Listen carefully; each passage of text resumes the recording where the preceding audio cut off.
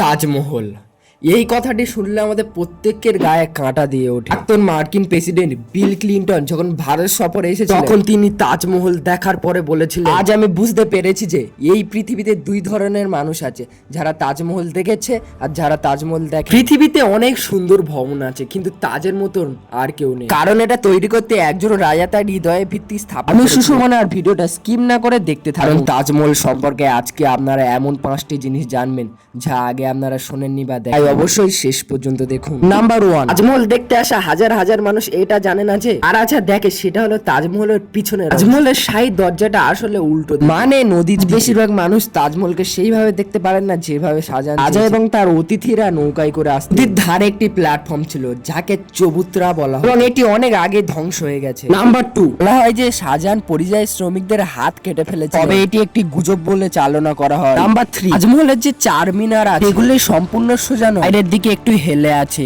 এটি এমন ভাবে তৈরি করা হয়েছিল যাতে ভূমিকম্পের মতো কোনো দুর্যোগ গেলে এটি বাইরের দিকে পড়ে যায়, যাতে মূল স্তম্ভের কোনো ক্ষতি না হয়। নাম্বার 4, কুতুব মিনার ভারতের সবচেয়ে লম্বা মিনার, কিন্তু আপনি জেনে অবাক হবেন যে কুতুব মিনারের চেয়ে লম্বা আমাদের তাজমহল। নাম্বার 5, তাজমহলের নকশা হুমায়ুনের সমাধি ধারা বলে মনে করা হয়। হুমায়ুন ছিল শাহজাহানের প্রপিতামহ, তার সমাধি ভারতে নির্মিত মুঘল আমলে অনুপ্রেরণা হিসেবে কাজ করেছিল। আজ এই পর্যন্তই থাক, দেখা হচ্ছে পরের ভিডিওতে। আর ভিডিওতে লাইক, কমেন্ট, শেয়ার আর সাবস্ক্রাইবটা করতে ভুলবেন না কিন্তু।